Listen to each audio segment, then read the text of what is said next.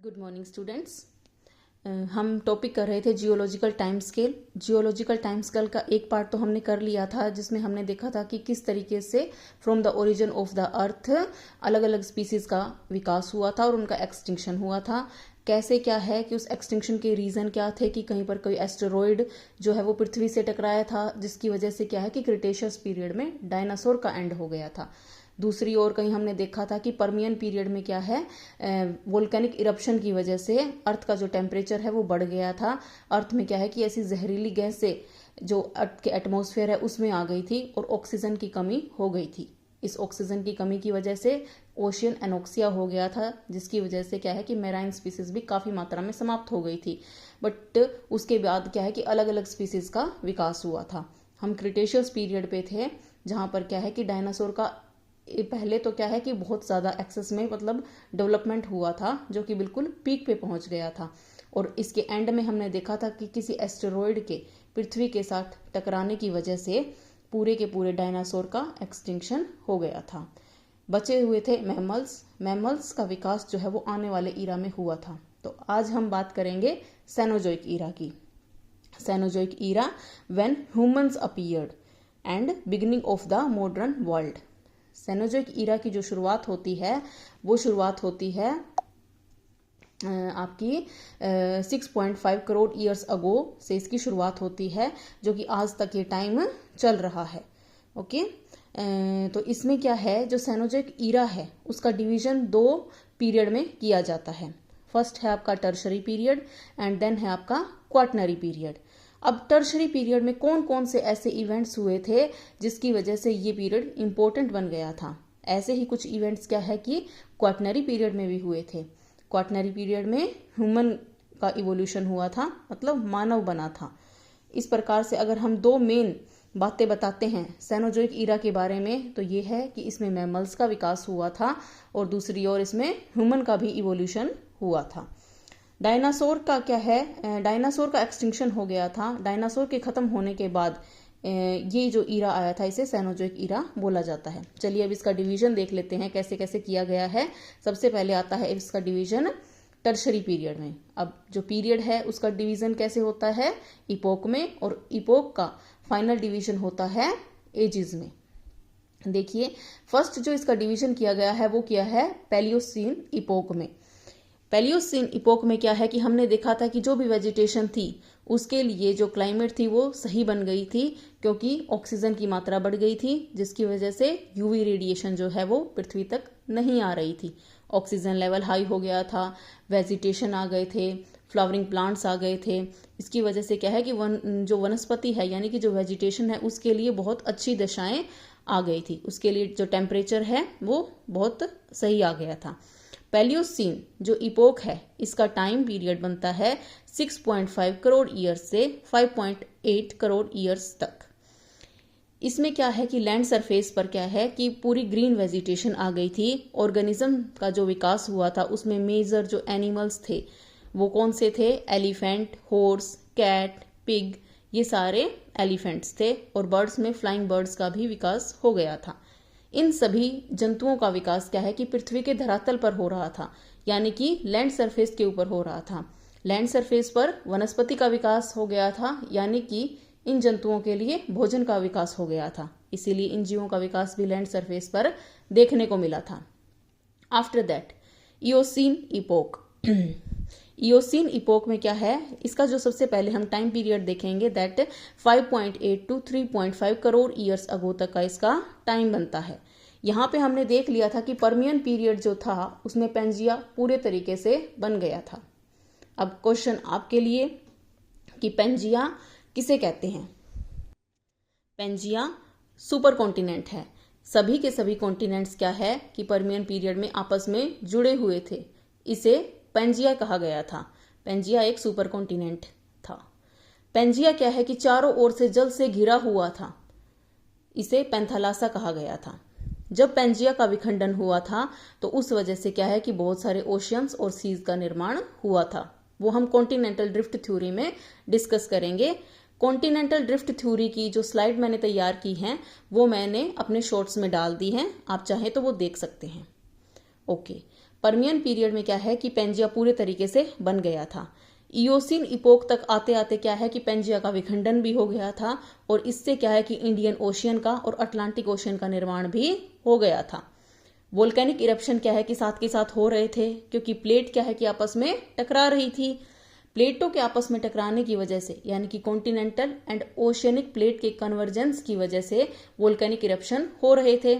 हमें पता है कि जो ओशियनिक प्लेट होती है वो भारी होती है, बेसाल्ट से निर्मित होती है, तो वो कॉन्टिनेंटल प्लेट के नीचे जाती है, तो जिसकी वजह से क्या है कि एक वोल्केनिक इरप्शन अर्थक्वेक आते हैं। ओके, उस जैसे कि ट्रांस हिमालयन माउंटेन्स का जो निर्माण हुआ है वो कॉन्टिनेंट और ओशियनिक प्लेट के टकराने की वजह से ही हुआ है, और जो ट्रांस हिमालयन हैं वो वोल्केनिक माउंटेन्स की कैटेगरी में आते हैं। इसमें दो प्लेट्स आपस में टकराई थी, Eurasian plate and Indo Australian plate. मतलब इंडो ऑस्ट्रेलियन प्लेट के सामने जो टैथीज सागर का भाग था वो आपस में टकराया था। ओके, हिमालयन माउंटेन्स का विकास का पहला चरण, मतलब सबसे पहले हिमालयन माउंटेन्स में ट्रांस हिमालयाज बने थे, जिसकी वजह से यहाँ पर वोल्केनिक माउंटेन्स का विकास हो गया था। कुछ अन्य जो जीव हैं जैसे कछुआ है एंड मंकी एंड ये मगरमच्छ वगैरह हैं, इनका विकास हो गया था। यहाँ पर क्या है कि जो रेप्टाइल्स हैं वो पूरे तरीके से उनका विनाश हो चुका था। उसके बाद में आता है आपका ओलियोसीन पीरियड। ओलियोसीन पीरियड जो है इसका टाइम है 3.6 to 2.5 करोड़ ईयर्स अगो। यहाँ पर क्या हमने देखा था कि in the both the hemisphere different type of climates and the regions are different because of northern hemisphere जो है उसमें आपका टेम्परेचर हाई बना हुआ था बिकॉज वो ट्रॉपिकल और सब ट्रॉपिकल रीजन में था।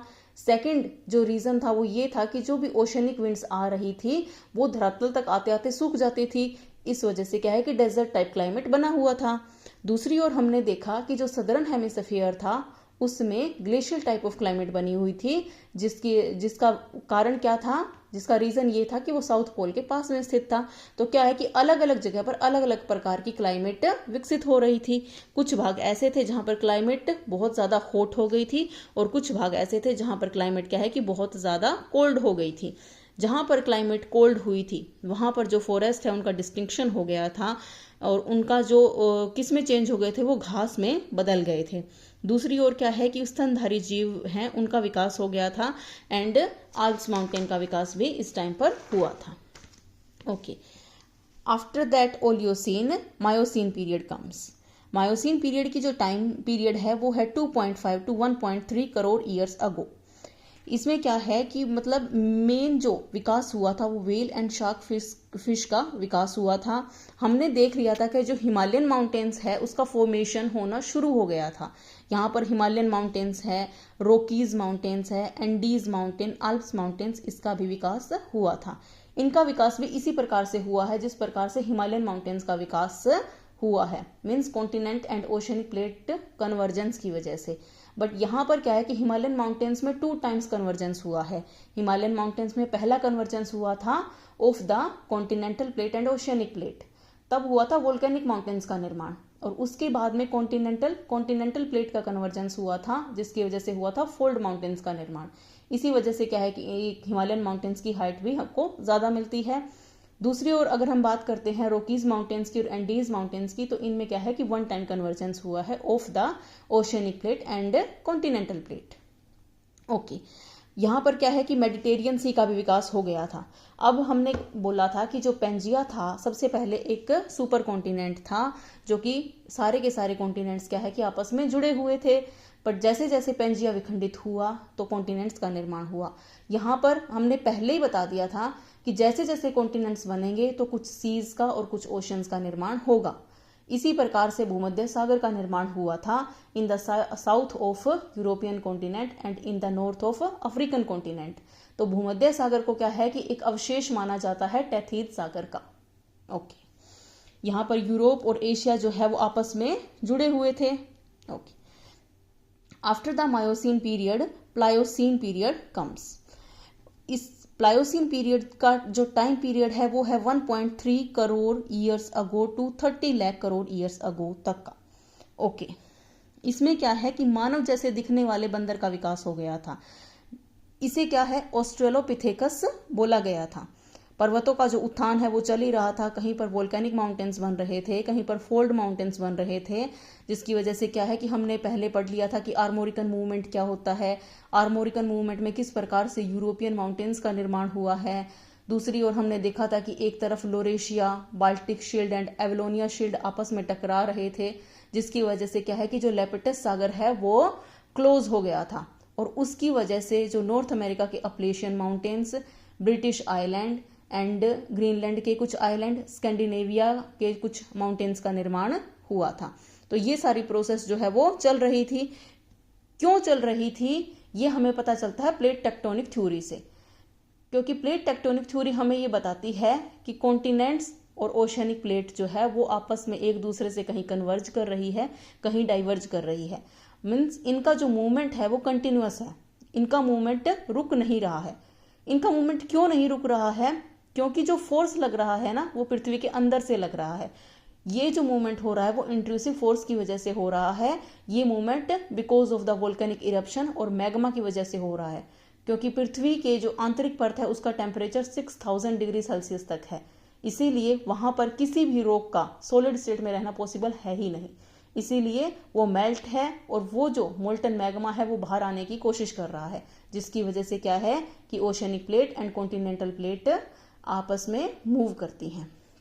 ओके, तो प्लायोसीन पीरियड में हमने देख लिया है कि ऑस्ट्रेलोपिथेकस का विकास हो गया था, यानी कि मानव के जैसे दिखने वाले बंदर का विकास हो गया था।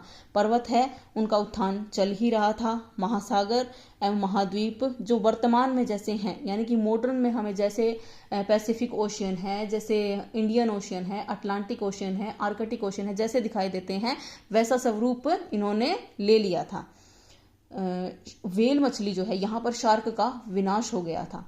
मायोसीन में हमने देखा था कि व्हेल और शार्क जो है वो अपने बिल्कुल पीक पे पहुंच गए थे अपने डेवलपमेंट के, बट प्लायोसीन में क्या है कि व्हेल और शार्क जो है वो उनका एक्सटिंक्शन हो गया था। स्तनधारी जीवों का भी यहाँ पर विनाश हो गया था। अब क्या है कि जैसे कि भूमि के अवतरण के कारण, यानी कि भूमि का कुछ भाग जो है वो नीचे चला जाता है और कुछ भाग ऊपर रह जाता है, तो उसकी वजह से कौन कौन से जो सीज बने थे, लाइक नॉर्थ सी, उत्तरी सागर, काला सागर, कैस्पियन सागर एंड अरब सागर का निर्माण हुआ था। ओके, उसके बाद में जो सेनोजोइक इयोन है उसका दूसरा जो पीरियड है क्वाटरनरी पीरियड वो आता है। क्वाटरनरी पीरियड में क्या हुआ था, जो दो भागों में इसका डिवीजन किया जाता है। फर्स्ट है प्लिस्टोसिन एंड देन है होलोसिन। ये इपोक है, Pleistocene epoch and Holocene epoch. यहां तक हम पहुंच गए थे 30 लाख वर्ष पहले तक का ये टाइम हमने कवर कर लिया था with the Pliocene period.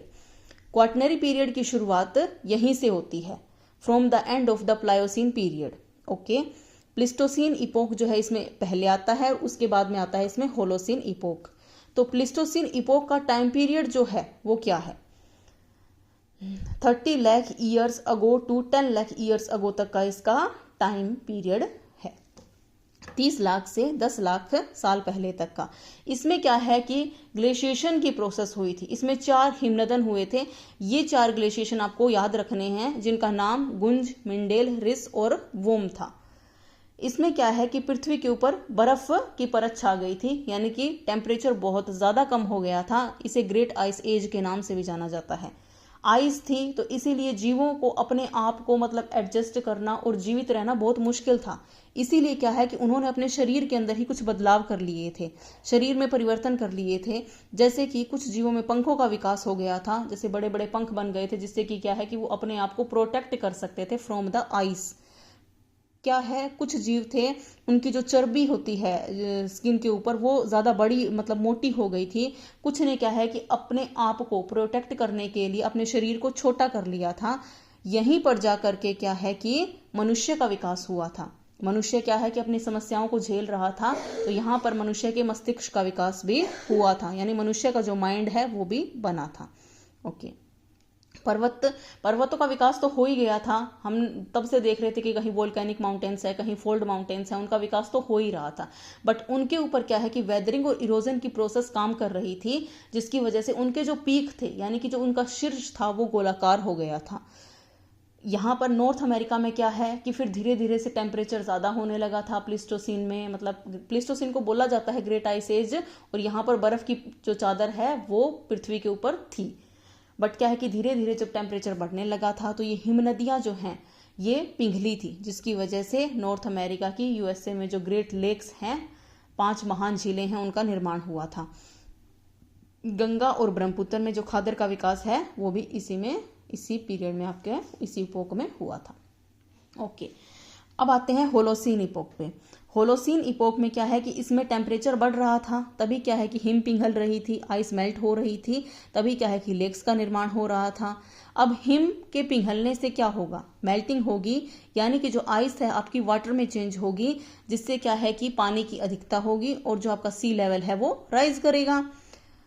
Temperature बढ़ता है, टेम्परेचर क्या है कि एक मेन एलिमेंट होता है आपकी क्लाइमेट का। टेम्परेचर हर एक जो दूसरे फैक्टर्स होते हैं उनको इफेक्ट किए बिना नहीं रहता है। टेम्परेचर प्रेसिपिटेशन को इफेक्ट करता है, वो एयर प्रेशर को इफेक्ट करता है, उस एयर प्रेशर की वजह से विंड्स चलती हैं, विंड्स की वजह से क्या है कि रेनफॉल होती है, उसकी वजह से क्लाइमेट में चेंज होते हैं। तो टेम्परेचर जो है वो आपकी क्लाइमेट का मेन फैक्टर है। तो टेम्परेचर यहाँ पर बढ़ रहा था, जिसके से क्या है कि जलवायु यानी कि जो क्लाइमेट है वो वर्तमान जैसी हो गई थी। मीन्स जहाँ पर एक तरफ हमने देखा था कि प्लीस्टोसीन में कहाँ ग्रेट आइस एज थी, यानी कि पृथ्वी के ऊपर बर्फ की परत जमी हुई थी, वहीं दूसरी ओर हमने होलोसीन में देखा कि टेम्परेचर के बढ़ने से क्या है कि बर्फ की परत जो है वो पिघल रही थी, जिसकी वजह से सी लेवल राइज कर रहे थे एंड क्लाइमेट में चेंज हो रहा था। बर्फ की परत हटेगी तो क्या है कि भूमि के ऊपर सबसे मेन क्या है कि कृषि और पशुपालन यहाँ पर शुरू हो गया था। What is the main turning point of this Holocene epoch? Main turning point is agriculture, settled life, मतलब कृषि की शुरुआत हो गई थी। जहां पर लोग इधर उधर घूम रहे थे, उन्होंने घूमना बंद करके अपने आप को एक जगह पर बसाना शुरू कर दिया था। एग्रीकल्चर का विकास हो गया था, कृषि का विकास हो गया था, लोगों का जीवन क्या है कि सेटल हो गया था, सेटल्ड लाइफ जीने लगे थे, वो एक जगह रहकर जीवन यापन करने लगे थे।